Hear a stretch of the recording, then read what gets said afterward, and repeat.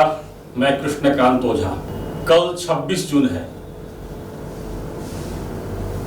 आजाद भारत में 26 जून पहले बहुत महत्वपूर्ण नहीं था, लेकिन 1975 के बाद 26 जून महत्वपूर्ण बन गया है।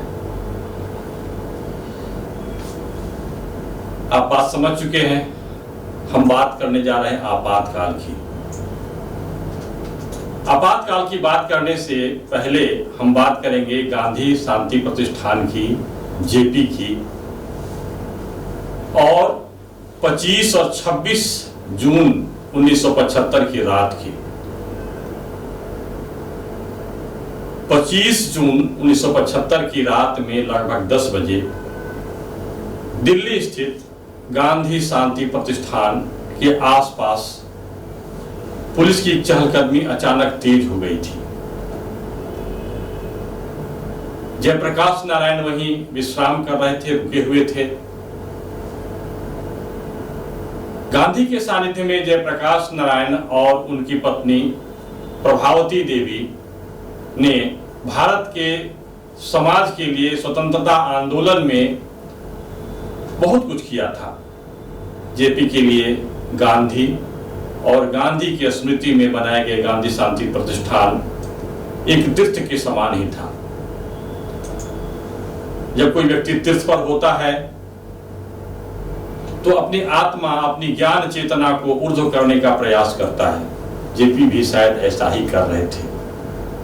लेकिन 26 जनवरी 1975 के ब्राह्म मुहूर्त में, यानी 3 बजे के समय, जेपी जिस कक्ष में विश्राम कर रहे थे, बल्कि उनके जो सहयोगी हैं उनके अनुसार वो जाग करके नित्य क्रिया से निवृत्त होकर के और ध्यान कर रहे थे, उसी समय उनके कक्ष में पुलिस और प्रशासन के अधिकारी प्रवेश करते हैं और उन्हें केंद्र सरकार का फरमान सुनाते हुए कहते हैं कि आप गिरफ्तार कर लिए जाते हैं।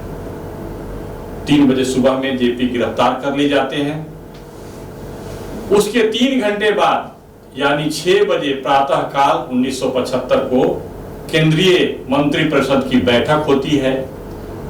1 घंटे तक बैठक चलती है और उस 1 घंटे में ही भारत के संविधान को रौंद डालने का निर्णय हो जाता है। 7 बजे केंद्र सरकार की ओर से घोषणा कर दी जाती है कि देश में आपातकाल लागू कर दिया गया है, और इस घोषणा के साथ ही सारे अधिकार छीन लिए गए, लोकतंत्र कैद कर लिया गया। और इस प्रकार से भारत में, उस भारत में जिसने लोकतांत्रिक मूल्यों के बल पर, अहिंसा के बल पर, सत्याग्रह के बल पर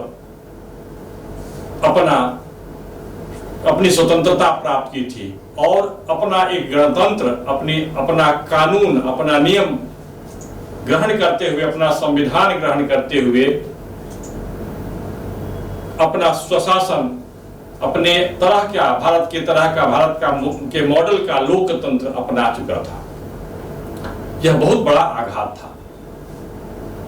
वैसे तो लोकतंत्र कि इस कलंक के बारे में, मतलब आपातकाल के बारे में कई प्रकार की बातें होती हैं, लेकिन मैं इस वीडियो में जेपी और जिस प्रकार से आपातकाल लगाए गए थे उस पर ही हम केंद्रित रहेंगे। 31 जुलाई 1975 को जेपी अपने मनस्थिति के बारे में बताते हैं। वे कहते हैं कि अकेले रहते रहते उनकी मनस्थिति इस अवस्था में पहुंच गई है कि वे आत्महत्या कर लेने को सोचने लगे हैं। बाढ़ की खबर मिलने के बाद वे और उद्वेलित हो जाते हैं, व्यथित हो जाते हैं। उनकी जेल की डायरी में जो विषय उठते हैं वे इस ओर संकेत करते हैं कि जेपी जैसे कठोर हृदय वाले व्यक्ति के मन में भी आत्महत्या जैसी बात कैसे उठ सकती है। मतलब कितनी यातना दी गई थी उन्हें। 26 जून की रात में जेपी गिरफ्तार किए जाते हैं। 21 जुलाई तक जेपी के बारे में कोई सूचना नहीं थी कि कहाँ हैं, उनको किस रूप में रखा गया है, उनका इलाज कैसे चल रहा है।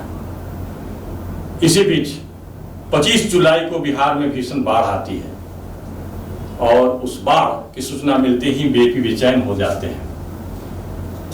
31 जुलाई को अपनी मनस्थिति के बारे में जेपी ने अपनी डायरी में लिखा है कि मैं जिस अवस्था में पहुंच चुका हूं, अकेले में रहते रहते ऊब चुका हूं अपने जीवन से, वह स्थिति अवसाद की स्थिति है और आत्महत्या कर लेने की स्थिति है। जेपी ने सरकार से निवेदन किया था कि हमारा बिहार अभी बाढ़ से पीड़ित है, भयंकर बाढ़ से लाखों लोग बेघर हो चुके हैं, भूखे हैं, तड़प रहे हैं। हम चाहते हैं कि हम वहां जाएं और जा करके अपने पीड़ित लोगों को, बिहार के लोगों को सहायता करें, सेवा करें। सरकार अनुमति नहीं देती है। जेपी ने अपना पक्ष रखते हुए कहा था कि 1934 में बिहार में जब भूकंप आता है, तब राजेंद्र बाबू स्वतंत्रता आंदोलन के दरमियान जेल में थे। राजेंद्र बाबू उस समय के अंग्रेज सरकार से निवेदन करते हैं कि हमारा बिहार अभी पीड़ित है, भूकंप के कारण बहुत बड़ी क्षति हुई है, लोग बेघर हैं, तड़प रहे हैं, हम चाहते हैं कि उनको जाकर के सहायता करें। अंग्रेज सरकार पैरोल पर उन्हें छोड़ देती है, लेकिन जेपी कहते हैं कि आज की सरकार जो हमारी अपनी सरकार है, जो हम कहते हैं कि हमने अंग्रेजों से लड़ करके एक मान्य मूल्य स्थापित किया था, लोकतांत्रिक मूल्य स्थापित किया था, वह सरकार हमें अपनों के बीच जाकर के सेवा करने तक नहीं देती है। और इस व्यथा से जेपी इस अवस्था में चले गए थे कि वे आत्महत्या भी कर लेते। जेपी आंदोलन का सच, इस पुस्तक में रमाकांत पांडे ने बहुत सारी बातों को सामने ला करके रख दिया है। एक रेफरेंस के तौर पर इसका उपयोग किया जा सकता है। अब हम बात करते हैं वर्तमान की। आपातकाल में जो भारत के लोकतांत्रिक व्यवस्था के साथ जो कुठाराघात किया गया था, जो आघात किया गया था, उससे संबंधित बहुत सारे प्रश्न आज भी जीवित हैं। राजनीति है, राजनीति में लोग एक दूसरे को अपनी सुविधा के अनुसार एक दूसरे से जुड़ते हैं। आज भी बहुत सारे लोग जो पहले कभी जेपी के साथ थे, जेपी के नाम पर आगे बढ़ते गए, आज कांग्रेस के साथ हैं। लेकिन कुछ मूल प्रश्न ऐसे हैं जो आज भी खड़े हैं, वो चाहे कांग्रेस के लोग हों या बीजेपी के लोग हों या जेपी के नाम पर अपनी राजनीति करने वाले और बड़ा कद बना करके आज भारत के बड़े नेता के तौर पर जो गिने जाने वाले लोग हैं। उन सबसे यह प्रश्न, उन सबके समक्ष इस प्रकार के प्रश्न उठते हैं और उन्हें उत्तर देना ही होगा कि लोकतंत्र को बचाए रखने के लिए जो प्रयास जेपी के नेतृत्व में किए गए थे, वे प्रयास आज किस रूप में हैं। लालू प्रसाद यादव, नीतीश कुमार, सुशील कुमार मोदी जैसे बहुत सारे नेता हैं जो जेपी के छात्र आंदोलन की उपज है, लेकिन लोकतंत्र की जो मांग है, लोकतंत्र को दृढ़ मजबूत रखने की जो मांग है, उससे संबंधित जो प्रश्न है, ऐसे प्रश्नों का उत्तर इन सभी लोगों को देना चाहिए जो जेपी के नेतृत्व में आगे बढ़े थे और व्यवस्था बदलने की बात कर रहे थे। व्यवस्था बदलने वाली बात आज भी अधूरी है। देखते रहिए स्वच्छ समाचार। जेपी आंदोलन और जयप्रकाश नारायण और आपातकाल से जुड़े हुए अन्य मुद्दों पर हम फिर शीघ्र आपके साथ लगातार वीडियो बना करके आएंगे, जुड़ेंगे, ताकि लोकतंत्र की व्यवस्था में पत्रकारिता के दृष्टि से, पत्रकारिता के माध्यम से हम कुछ सहयोग कर सके, स्वतः कुछ सहयोग कर सके। नमस्कार, धन्यवाद। देखते रहिए स्वच्छ समाचार।